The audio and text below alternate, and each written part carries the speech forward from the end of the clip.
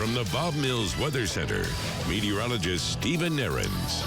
Well, a lot of areas got pretty drenched with rain and storms this morning. Thankfully, they stayed below severe levels, but it fell heavy enough to cause some, aerial low-lying flooding issues. And not surprising when some spots had, an 1.5 to 2 inches of rain in just an hour or two. Bixby right at 2 inches of rain this morning. Tulsa officially over an inch. North side of the metro amounts were lighter, about 1/2 to 3/4 of an inch, roughly in that Skytook vicinity. And then areas to the north and east, this has unfortunately been a trend a lot, where you've had lighter rain amounts with a lot of these rain events, but anywhere from 1/4 to 1/2 inch of rain this morning from Jay and Miami to Veneta, Nowata, Bartlesville, Independence, Kansas. About 3/4 of an inch again in northern Osage County, where we definitely need it. Pawnee, that number dropped off the map. You had over an inch of rain, and then anywhere from 1/2 inch to over an inch in southeastern Oklahoma as well. So a lot of spots adding up those rain totals here over the last few weeks. In the morning, rain and storms pretty much gone, still lingering in LaFleur County in a few spots, and also to the north, kind of some wraparound showers. This is closer to the cold front that's been hanging across northwestern Oklahoma and southern Kansas. It starts to get a push south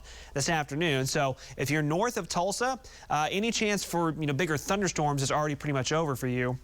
There will be some lingering showers, and mid to late afternoon, north winds will start to crank up pretty quickly in our northern counties as that front moves in. Tulsa, late afternoon, will be feeling that front. Clouds are still hanging in. We're in the upper 60s with a lighter east breeze, but again, late in the day, it'll be a north wind.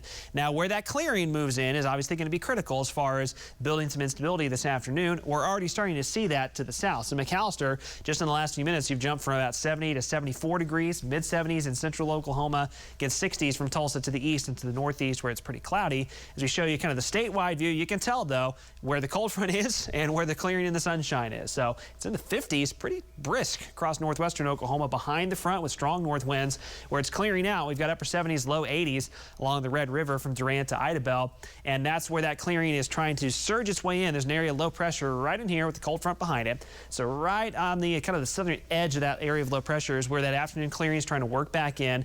That's obviously going to build some instability and lead to that potential for a few severe storms, especially south and east of Tulsa. This afternoon through this evening, this is the storm zone, so the severe weather risk. It's not out of the question that we could have a stronger storm fire up right near the Tulsa metro 1, 2, 3 o'clock this afternoon, but as the cold front approaches Tulsa, that kind of knocks down our severe threat.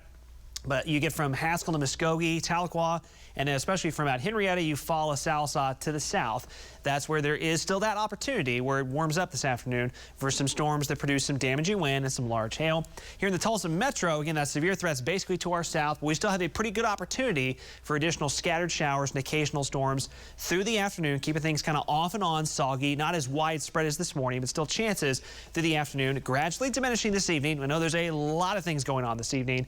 Rooster Days and Broken Arrow, Barbecue and Blues in Bixby. Also a ton of high school graduations this evening. And the good news is rain chances will be gradually diminishing through the evening hours, but I still can't rule out a shower or even kind of some lingering drizzle through the evening into tonight. And just want to point out, if you're going to be out at one of these events, I would maybe have at least a light jacket handy. That north wind will get kind of gusty for a few hours. We'll be dropping into the low 60s or even upper 50s.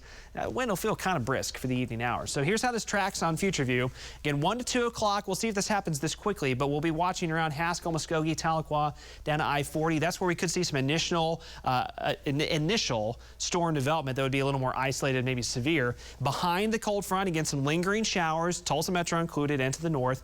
Temperatures holding the 60s to the north, low 70s briefly here in Tulsa, but 80 to the low 80s in southeastern Oklahoma. So through the evening, there goes the cold front. It starts to push the storm threats away. Generally after sunset, I think rain storms are pretty much done for eastern Oklahoma outside of some lingering drizzle. And then here comes the weekend cool down for the morning hours, 50s in most spots. If we clear out quick enough, we could see some upper 40s north of Tulsa tomorrow morning. Kind of a brisk start. But how about tomorrow afternoon?